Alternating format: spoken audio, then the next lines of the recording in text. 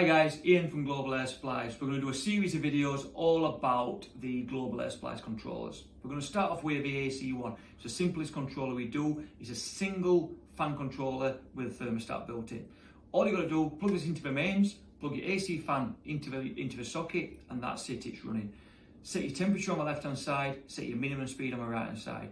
When you're above set temperature, the fan will basically ramp up to full speed. When you're below set temperature, it will ramp back down to minimum speed. That's how easy it is.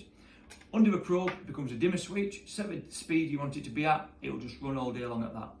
If there's any problems with the AC fans or you try to overload this, it has a lot of tech in here. It won't allow you to do it. It'll just ramp it up to full speed until everything cools down again. It'll ramp it back down to wherever your minimum fat speed is.